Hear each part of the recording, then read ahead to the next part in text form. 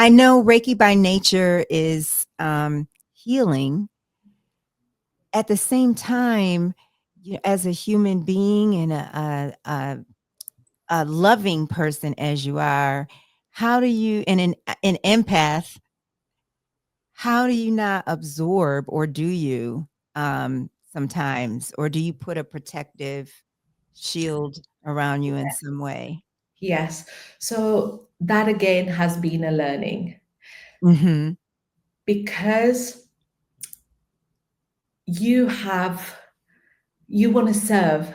You want to serve anybody who comes your way. You want to just reach out and say, you know, come try Reiki because it is so amazing.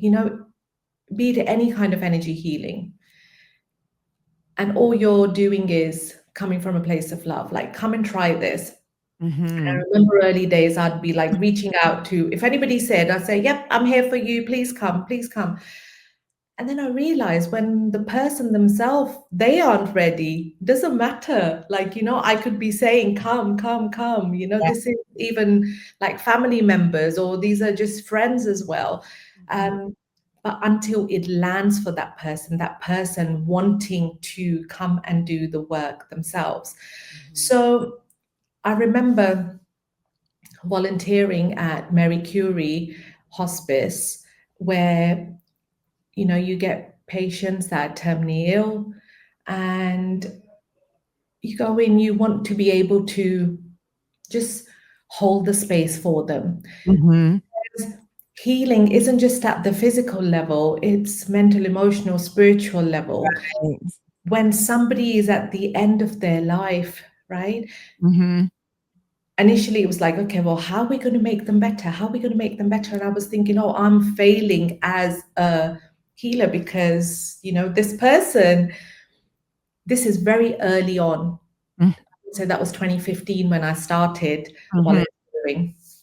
And I thought, okay, what happens when I lost a really young patient of mine? Mm. Um, she was just so young, and it was heartbreaking to see.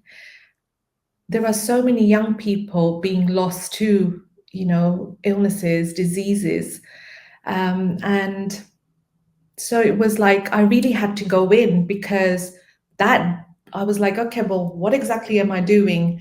Until I sat down and it made sense. It actually dropped. The guidance came through that, yes, on a physical level, we're not able to heal that person at that time. Mhm. But at a spiritual level, for them, that crossing to the other side is where the fear is. So Yeah. they're hanging on here, Mhm. and they know what is waiting for them. But until they are ready to let go of that fear, right? Because Mm. there is light at the other side waiting to greet them. Like, what are we? We are all energy. This is all an illusion. This is how I see it. We are all walking each other home. Some are getting there before us, and some are going to be after us, right? But we are all walking and guiding each other home. So when that came through, and I saw in one of the patients where he was really struggling to cross over, and he had asked me to come and visit him at the local hospital, and I really felt like, how am I going to walk into a medical setting, okay, and say, I'm here to do Reiki for this person? So I actually said to him, would you please ask the ward sister, and would you ask the doctors, am I okay to come in? Because obviously I needed to have a permission to go and do a session for this person. And he said, yep, I've had a chat with them, please come. And when I Mhm. walked in, I tell you how, with so much love, I was greeted, Yeah. because this patient had spoken to all the doctors and all the nurses, and he'd only had 2 sessions with me at the hospice. And he was like, you need to meet this person because the energy she carries and, the healing she does. I thought, oh my God, it's not me. It's not me. I am just the conduit, right? I am just the channel, just letting Reiki flow through, Reiki do the work. And again, for doing sessions with him, he wanted me to come every few days. And he said to me, he goes, they're all standing at the edge of my bed.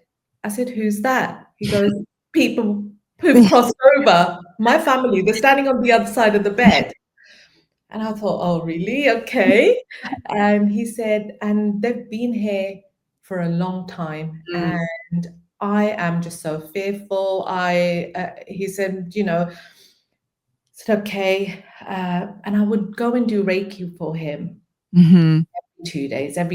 And one day he just said to me, can I just hold your hand? And I said, yeah, of course. So I just held his hand. And he said to me, I don't feel fear anymore. Mm. They're still there. They've been here all the time. Yeah. But there is no fear. And he had a Reiki session booked with me 2 days after that. I knew I wasn't going to see him. I knew it because the fear had gone and Yeah. he was ready to transition. Yeah. And the day of the session, I get a message from his son just to say that dad crossed over early hours of the morning and he went with peace. And thank you for the space you held for him. And it is just such a beautiful realization that when you just serve from a place of love with no judgments, right? Just come from here. That's all Reiki is. Reiki is heart centered, it's loving energy you're channeling. So Yeah. when you do that, it's and you just let it flow through, you surrender. You don't even control Reiki. You let it flow through and you say, you guide me, you tell me, you show me. And that is where I work from. And Elisa, that's where I serve from. wow. Elisa said, wow, how powerful. Thank you for sharing that. Thank you. Thank you for sharing that. Wow. Have you, I was just wondering about like your spiritual journey with God at this time in your life. Yeah. How do you handle anxiety, and like do you have a practice, or does anxiety not necessarily come up for you because you meditate, you know, daily and so regularly that it keeps you centered? So it definitely keeps me centered. And sorry, I forgot to answer your previous question because you talked about protection. So Mhm. every day